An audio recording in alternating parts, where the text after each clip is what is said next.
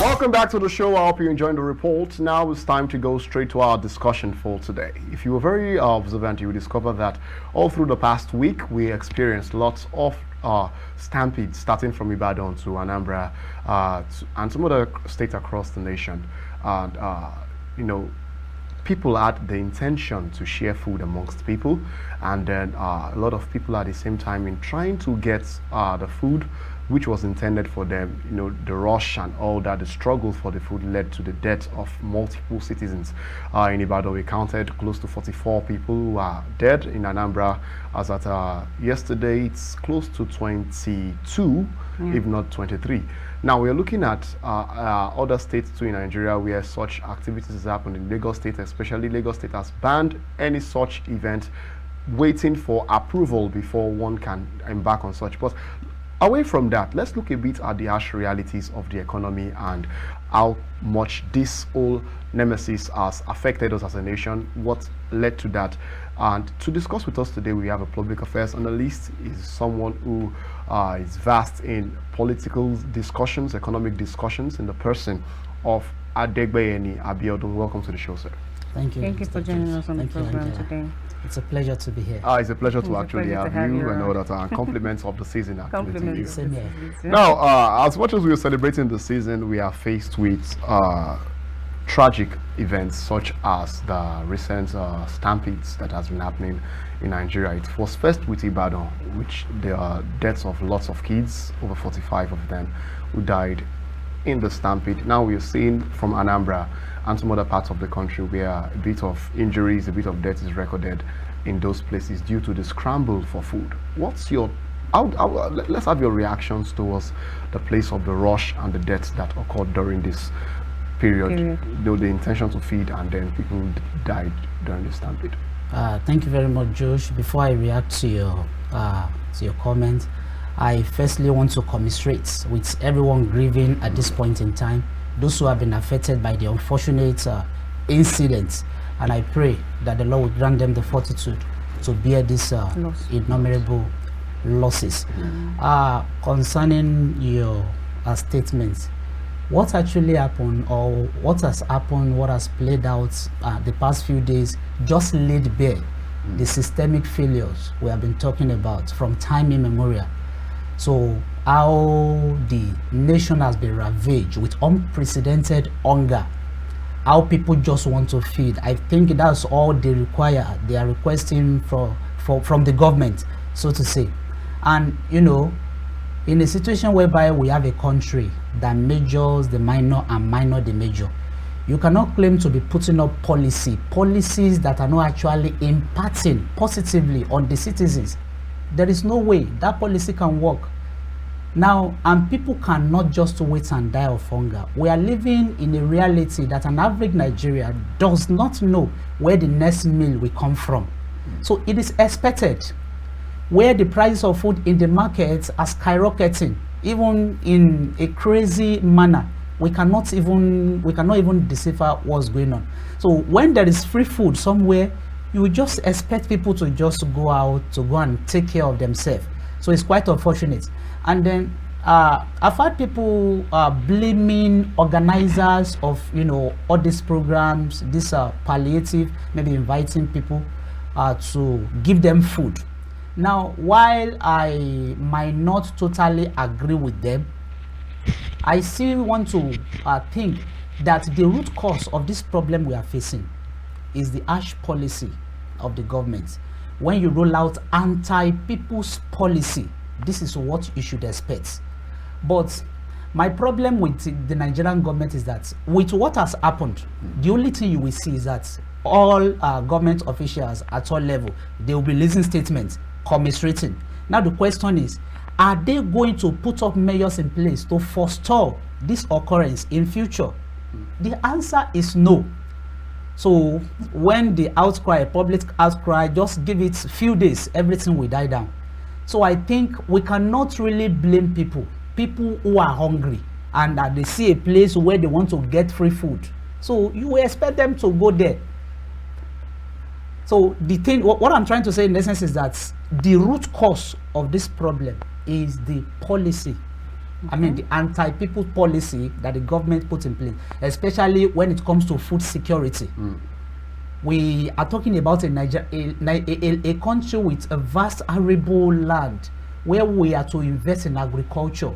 A country that should be even exporting food. It's quite unfortunate we are just import dependent. We cannot even feed our own people. An average man cannot go to the market to buy basic, commodities, basic item, as just like food. So it's quite unfortunate. I think the government should be blamed majorly concerning what has happened. Okay, you're talking about policies being the major problem or root cause of our economical crisis today.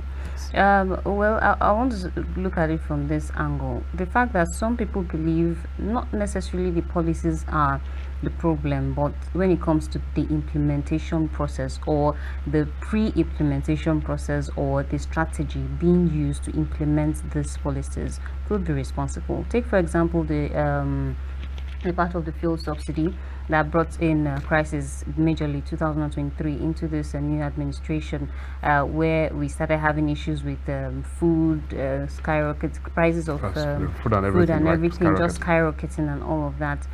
Major people complained of the major fact that the government did not sit to strategize how they were going to cushion the effects of this removal of fuel subsidy on the citizens, rather than just pulling it out just like that abruptly. So most people believe it's more like the government should have planned properly. So do you see it as an implementation problem, or the government not knowing how to create the right strategy when it comes to policy making and all those stuff? Yeah, thank you for that question, Angela. I think we are still saying the same thing.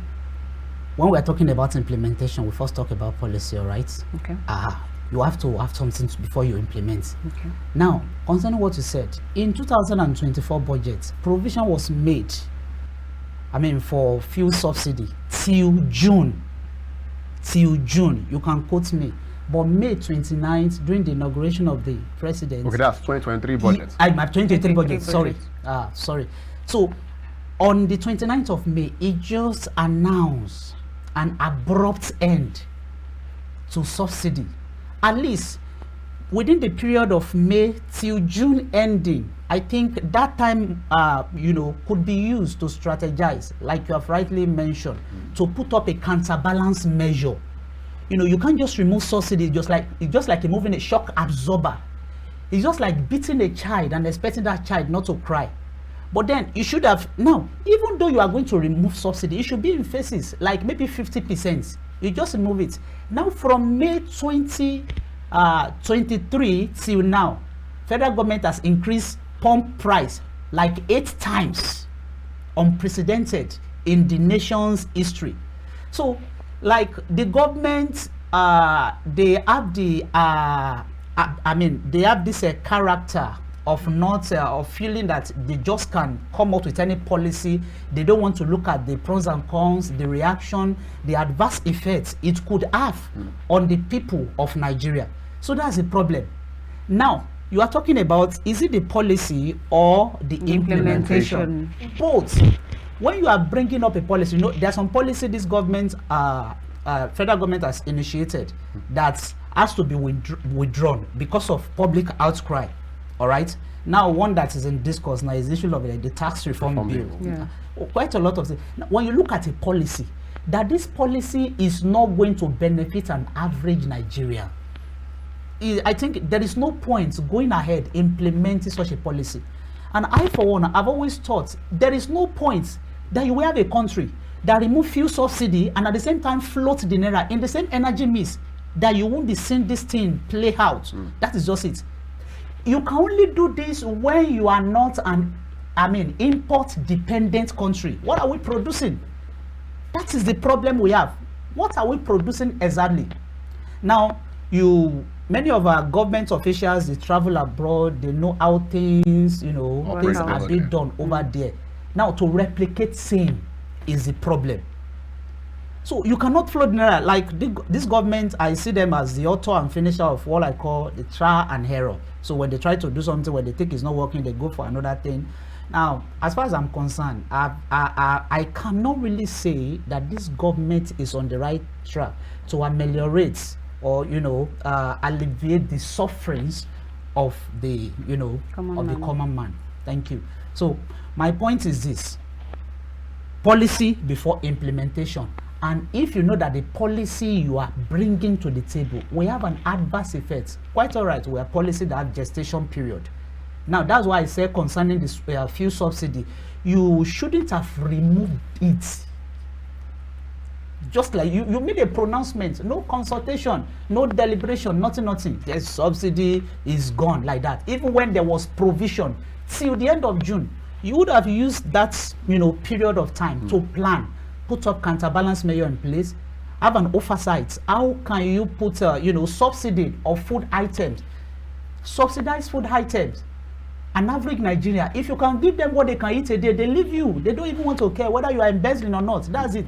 But when people cannot afford basic things such as food, you know, I make bold to say such a country is sitting on a gunpowder. I'm kind of conflicted a bit on which to ask you first. Maybe the aftermath of the implementation of the fuel subsidy removal, or the fact that you talked about some anti-government policies. So I wanted to be specific on, okay, let me start from the anti-government policies you mentioned. Specifically, are there specific policies you've seen the government over time run that you feel is anti-government? Can we just have a list of them, like, that you have seen so far? Thank you very much.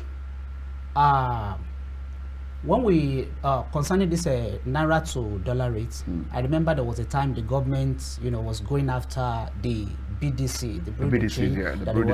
I mean, they were the reason for the increment in the price, yeah. And then again, after that, they went after the crypto traders, yeah, under Emefiele. So, and I remember they gave a marching order to the banks. If you know, I think if not that we have a rubber stamp representative National Assembly, I think they should delve into investigating our financial institutions. You get it? This is what we are talking about. We are talking about the VAT. Now, another thing, what are you doing that could, you know, skyrocket the inflation rates? The highest in the history of Nigeria. Food inflation rate, now if I'm not mistaken, is more than 28%. So what do you expect? That means there's something you are not doing right. Government, you know, the parameters to measure the functionality of a government is not by the kind of IGR you accrue, you generate. But it's quite unfortunate that the parameters that this present government used to measure development is that the more IGR you can generate. What happened to HDI, Human Development Index, where you cannot attract how many FDIs as our government? Now the question is, you said you are going outside to woo foreign investors. As far as I'm concerned, when you create an enabling environment, you are not the one to invite investors. Investors will come themselves. For example, you don't need to invite an hand to where a sugar is. Automatically, it is, you know, it is natural. They will come and invest. Imagine we have multinationals exiting the country. You will be asking yourself, what happened? They said they can no longer bear. This present government is overtaxing. You are doing absolutely nothing for the government, but you are siphoning from them. It's just like the word of the scripture, that from the person that has little, it will be taken from such a person and given to. So Nigeria is, you know, we are practicing a kind of democracy. Even though we say democracy is the government of the people, by the people and for the people. Is it actually for the people in Nigeria? So we are practicing a kind of democracy that, you know, is designed in such a way that the majority are being, you know, ruled, are being shortchanged. I mean, the ruling class, rather now the minority, they are being fed, they are being pampered at the expense of the majority of Nigeria. So, for example, the inflation rates, very high, very, very high. The VAT on, you know, banks, telecommunication. Recently, the federal government directed the microfinance banks to be deducting a certain amount.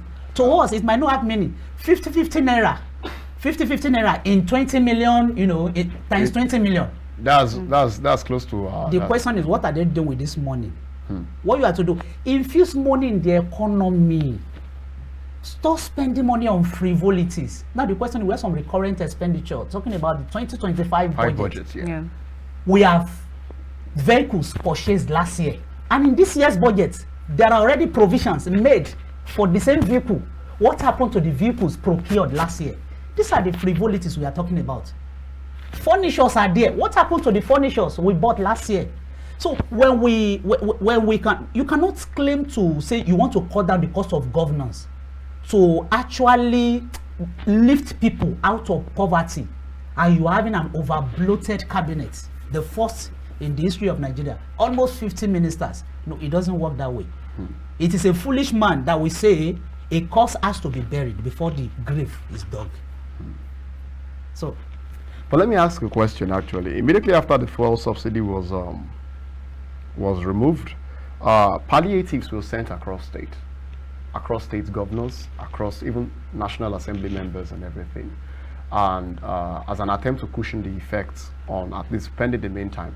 They talked about the CNG buses. They talked about the place of them opening up the borders so that food can come in. They talked about the place of increase of the minimum wage, which, though the federal government increased, many states has not yet implemented.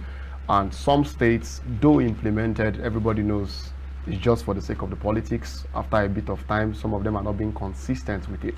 Now, don't you think to a very large extent, the federal government alone cannot be blamed for many of the economical hardships that are being experienced within the country? Someone that could send you palliatives actually has you in mind.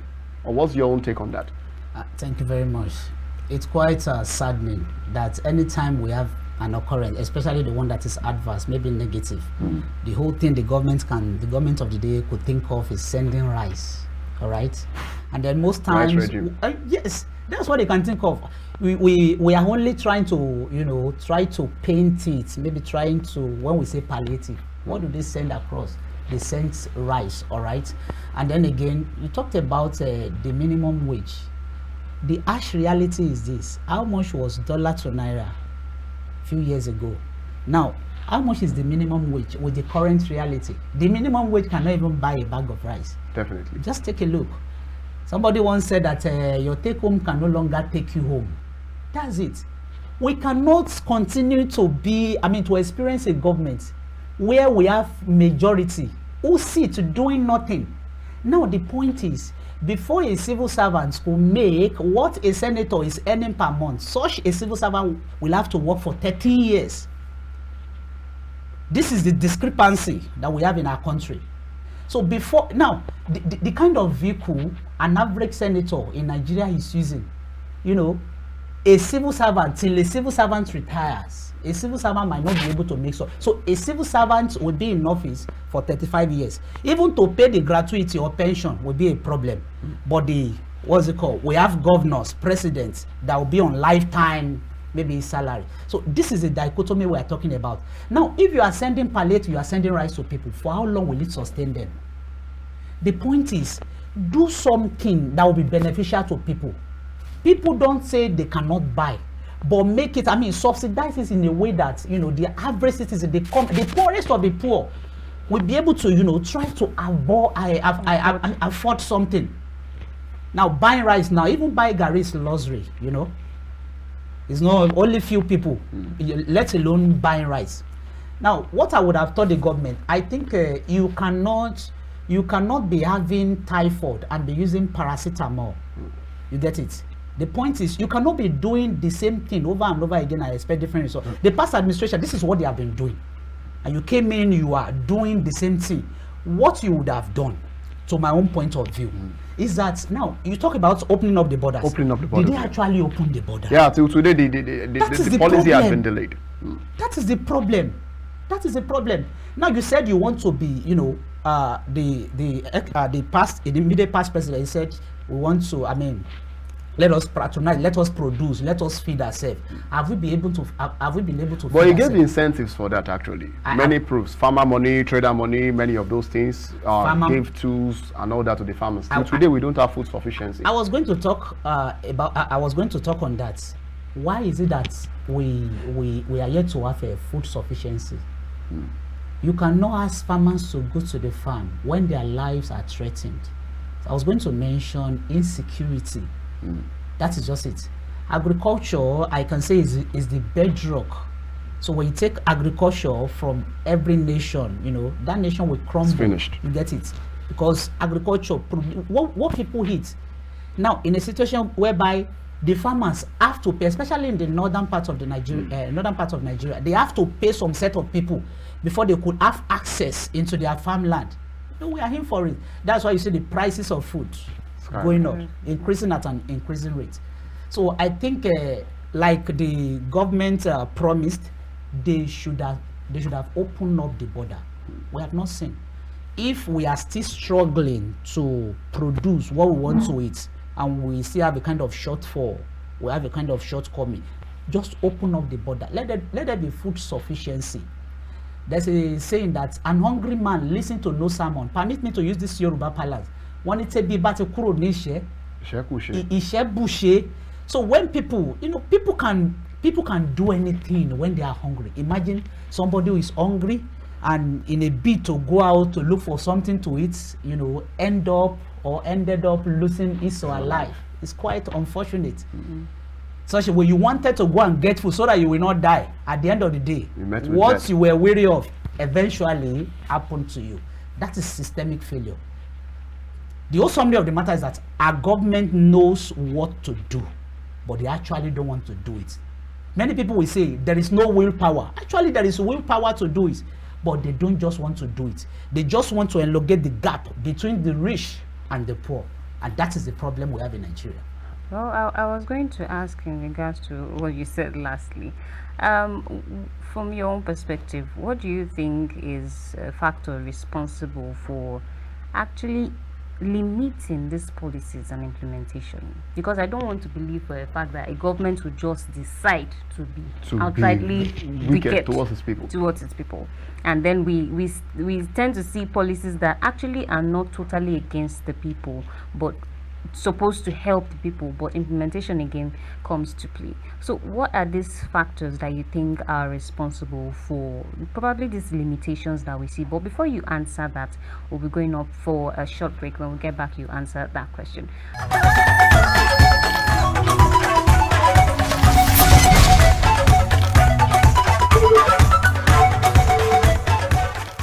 Yes, we are back to our discussions for today, which has to do with the trends of the recent stampede in Nigeria.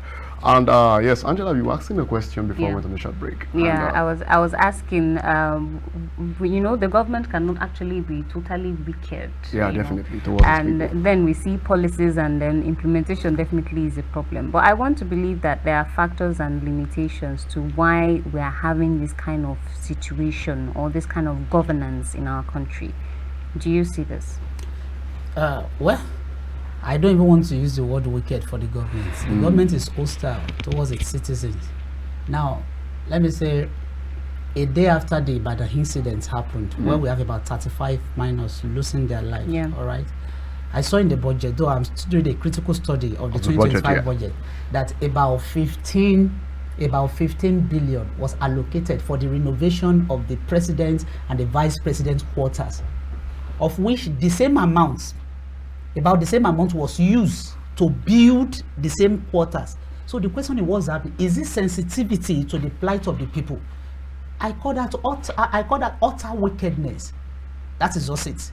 So people cannot be hungry and you are frolicking all around. You are living in opulence.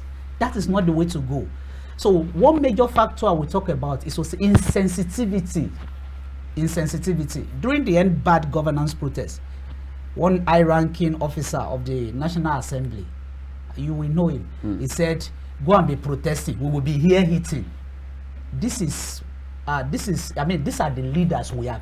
Imagine people protesting that they are in a country that is hostile to them, And protest, I think, is a fundamental right. Yeah, it's a fundamental right of A citizens. government, somebody, a supposed person that should represent the people is not telling them, go out and protest. We will be here eating.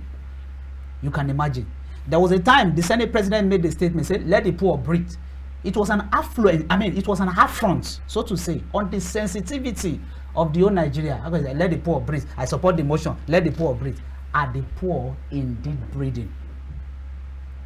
Argentina, I see Argentina. Argentina, yes, the Prime Minister. That came in recently. You see the wonders the man has done. It's about willpower, what you want to do. But when you have leaders who are ruling us without lives outside politics, this is what you get. People think, going into politics is a lucrative job. It is not about having fundamental reasons to serve and not to be served. Okay, is there supposed to be a different meaning to politics in this context you're using? Yes, we cannot, when we are talking about politics, we talk about policy. And policies are made by those in the political corridor, all right? And when we have people who don't know, who cannot even identify with the plight of the people, this is what you get. Now, people who are running for offices, what is their intention? Or what are their intentions of running? Is it to come and, a man rightly mentioned a few days ago that when they tell you to come and contest, they actually tell you, come and shop. Come and eat your own. It's just like national cake is plenty. Everybody can have a share of it. That is just it. This is what we are saying. So when we have somebody, okay, let me just go and serve and leave. We have an ex-governor in this our country. Ever since he left office, he has not received a penny. You know the governor I'm talking about. He has not received a penny from his state.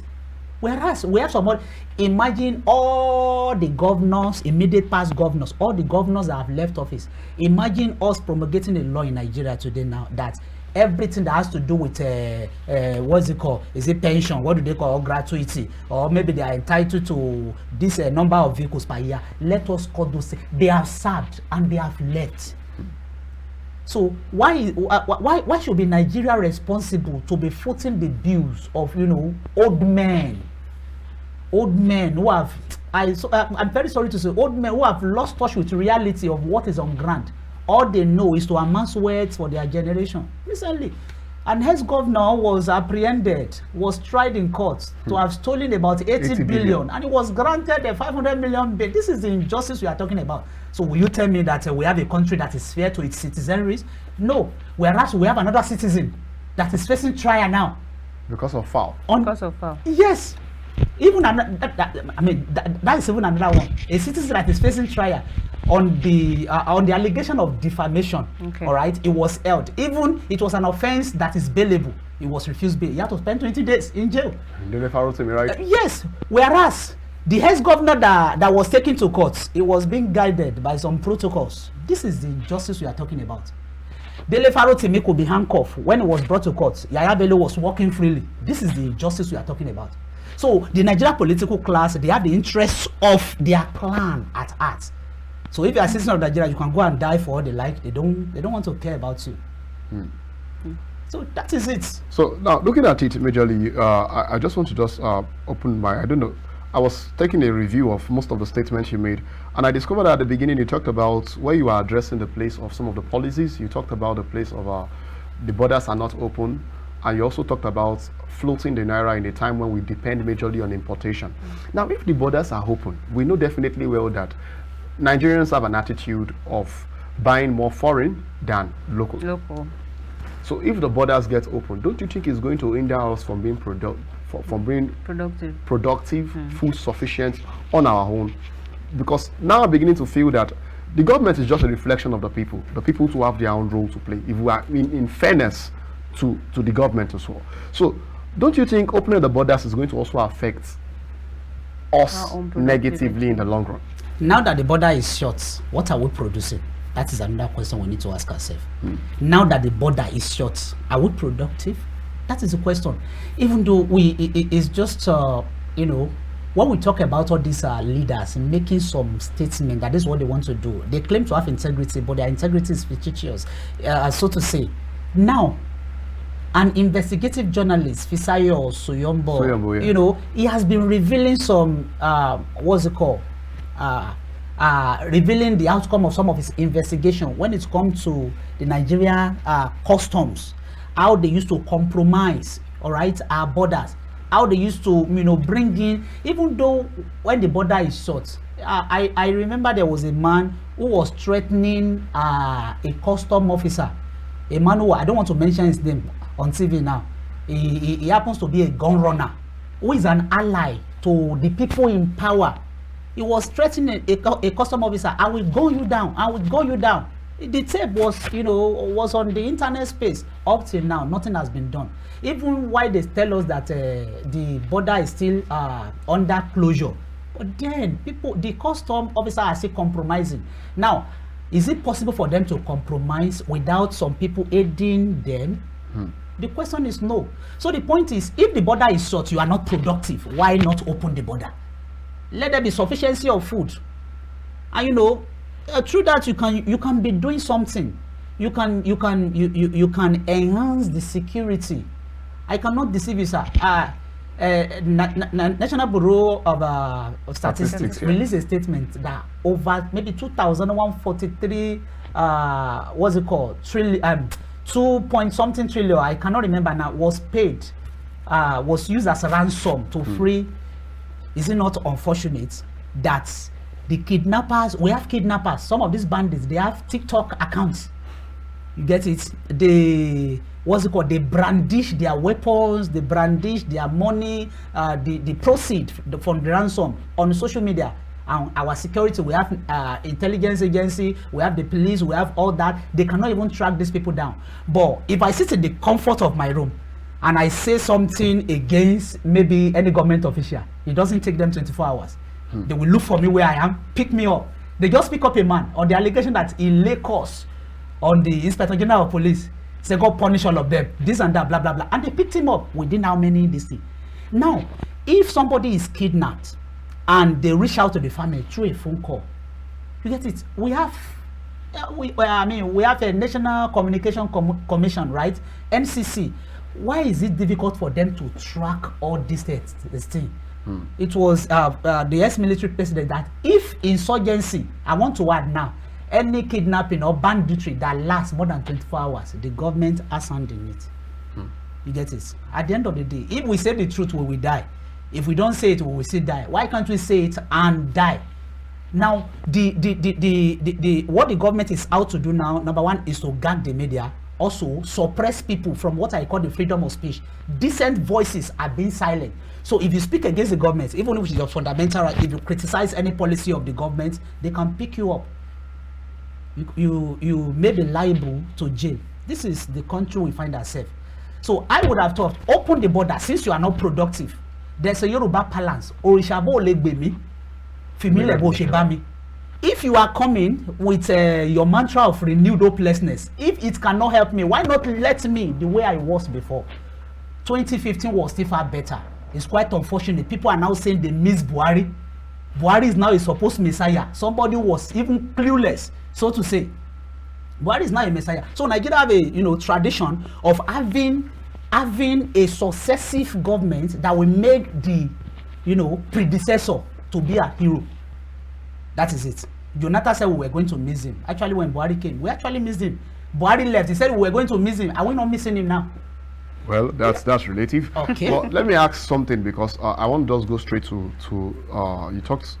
you touched two things. You touched the tax reform bills. You touched the 2025 budget. I reviewed the budgets. In fact, it was our discussion yesterday, and bold statements. Inflation from 34 to 34.5%, proposed that the target that by the end of 2025 it should reduce to 15%. Very bold. I looked at the range of spendings. I discovered that security, as usual, gets the highest share, 4.9 trillion naira going for security. And people talked about the fact that, I addressed it with, I remember it was Dr. Felix Iji I was relating with yesterday. He talked about the fact that there can't be food sufficiency. You also agree to that there can't be food sufficiency without farming activities. And there can be proper farming activities without proper security, which is the issue that you said marred our productivity food-wise, even despite the fact that incentives were given to farmers to go to the farm. Now, we're having 4.9 trillion on security again, so that the farms can be secure. Everywhere in the nation can be very secure. We're having a target by the federal government talking about the fact that they want to ensure that inflation goes from 34% to 15%. What's your take on this? And talking about that also, the tax reform bill, part of the proposal, because you said you were overtaxing, but part of the proposal was that anybody earning below 800,000 naira on a yearly basis will not be taxed. And they are going to remove tax on vital commodities, especially essentials like foods and all that. So what's your take on this various move quickly as we continue on this discussion? All right, thank you very much. Holistically, if you look at the budget itself, about 49.7, I'm still trying to do 49.7 trillion, a critical study. I call it an ambitious budget, so to say, but how they will implement that budget when you have a budget that's about 15 trillion will be going for debt servicing. You get it?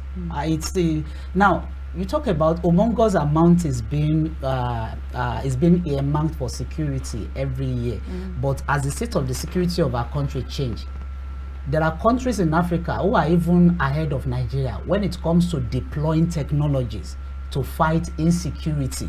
So are we doing that? Are we doing that? We have a situation whereby the security operative will receive intelligence that something will happen.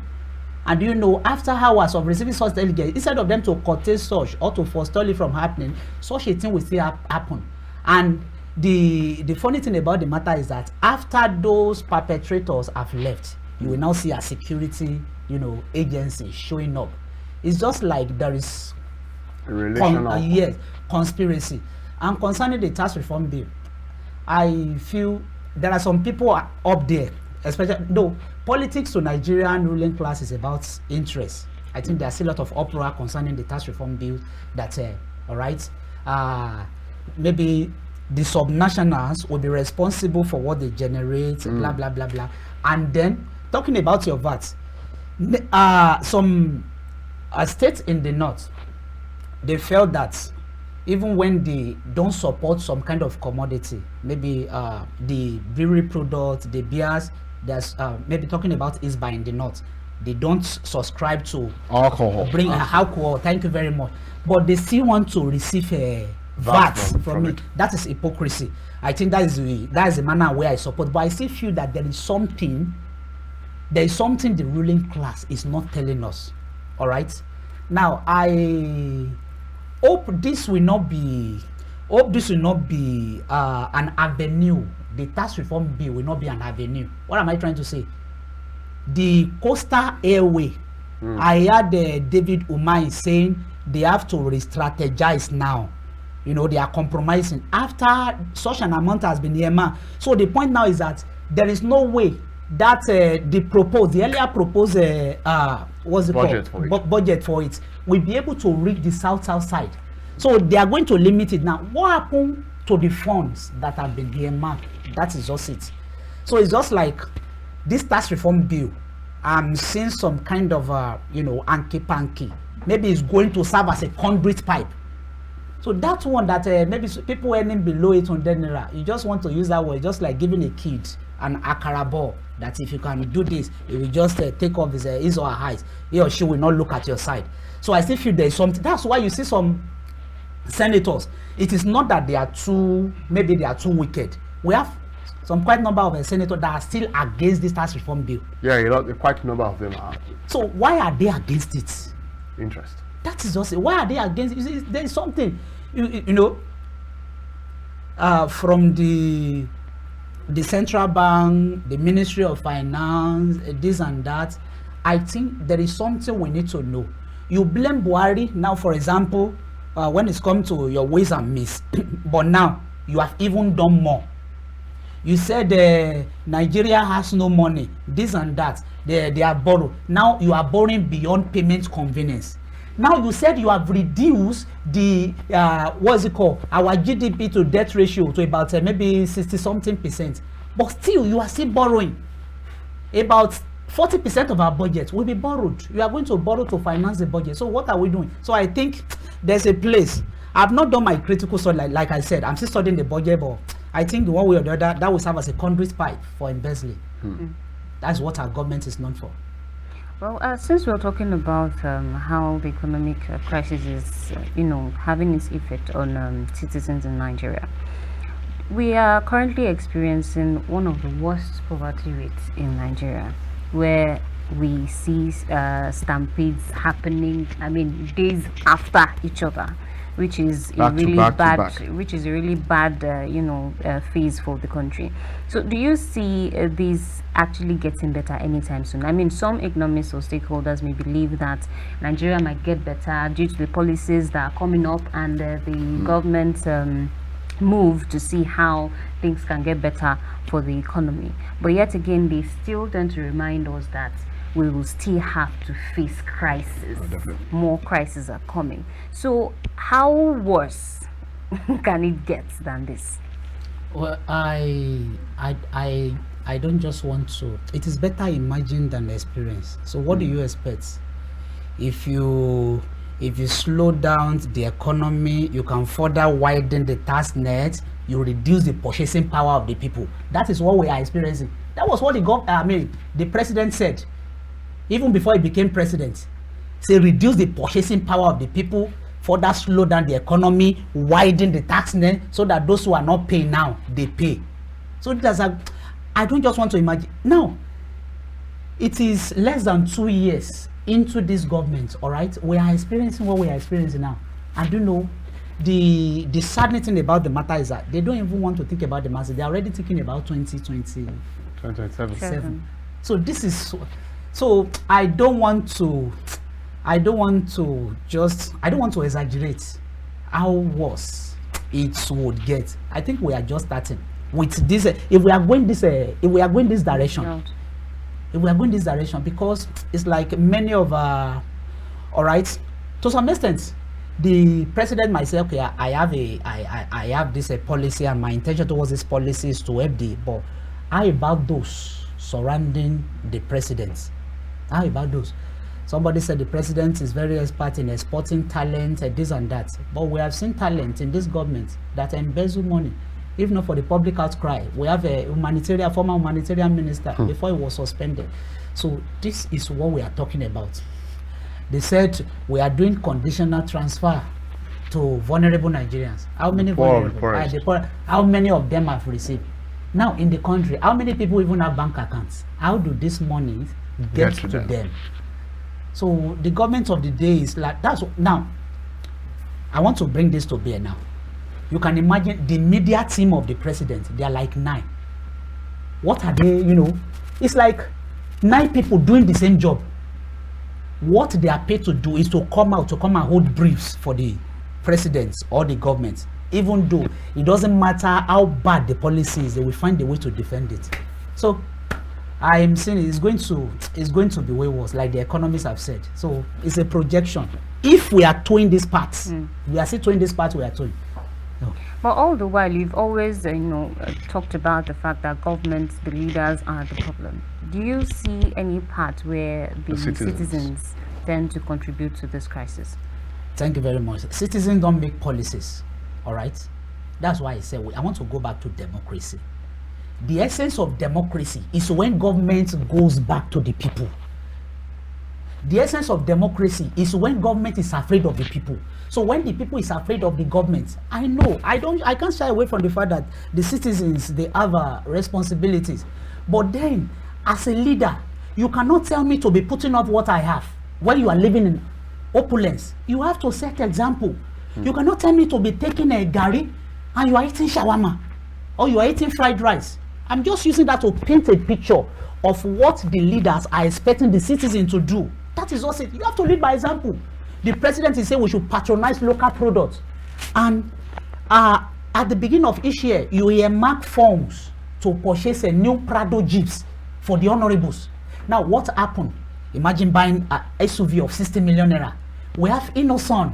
We have Nord Motors. You can actually patronize. Maybe you buy, if you buy 30 million, you have actually saved 30 million on a senator, but they don't think towards this direction. That is the problem. Say they will tell us, endure this baby step of pain. Are they actually enduring the baby step of pain?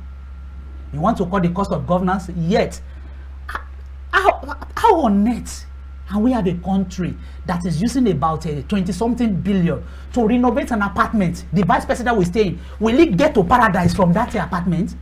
This is what we are talking about. What happened to where the vice president? What happened to his own house? That is how to know leader. So if we see that our leaders are taking the lead in sacrificing for a better Nigeria, then we follow suit. The reason for this uproar is that the government is telling us to endure this hardship, whereas they are sending mail, they are sending prayers to their mail. You understand what I'm talking about? They are doing this, they are doing that. So you cannot expect Nigerians to just keep silent. So you have to lead by example. That is it. That is it. Lead by example, it is. Well, thanks so much. Actually, our time is fast spent actually, and I really appreciate the discussions and everything. Hopefully, a time will come.